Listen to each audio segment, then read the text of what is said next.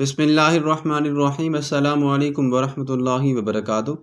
محترم سامعین، مولانا روم رحمۃ اللہ علیہ ایک حکایت بیان فرماتے ہیں جس کا عنوان ہے پتھروں کا کلمہ پڑھنا۔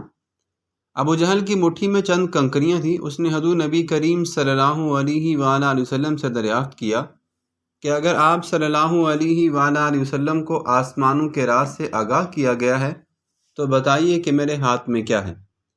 آپ صلی اللہ علیہ وآلہ وسلم نے فرمایا کہ کیا میں بتا دوں یا وہ خود بتائیں جو تیرے ہاتھ میں ہیں؟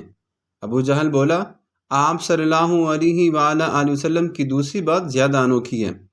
آپ صلی اللہ علیہ وآلہ وسلم نے فرمایا کہ اللہ عز و جل ہر شے پر قادر ہے اور تیرے ہاتھ میں پتھر کے 6 ٹکڑے ہیں، اور اب تو ان کی تسبیح سن۔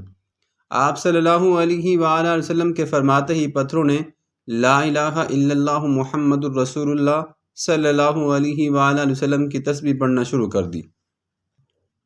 ابو جہل نے غصے میں آ کر ان پتھروں کو زمین پر دے مارا اور کہنے لگا کہ تم سے بڑا کوئی جادوگر نہیں ہے۔ ابو جہل حضور نبی کریم صلی اللہ علیہ وآلہ وسلم سے حسد کے بنا پر جل گیا تھا اور حضور نبی کریم صلی اللہ علیہ وآلہ وسلم کے سامنے ذلت کے کنویں میں گر گیا تھا۔ اس نے یہ معجزہ دیکھا اور بے دینی میں مزید سخت ہو گیا اور اس کی آنکھ خاک کو دیکھنے والی شیطان بن گئی۔ مولانا روم رحمۃ اللہ علیہ اس حکایت میں حضور نبی کریم صلی اللہ علیہ وآلہ وسلم کے معجزے کو بیان کر رہے ہیں جس کا ظہور ابو جہل کے کہنے پر ہوا، مگر وہ بدبخت پھر بھی ایمان نہ لایا۔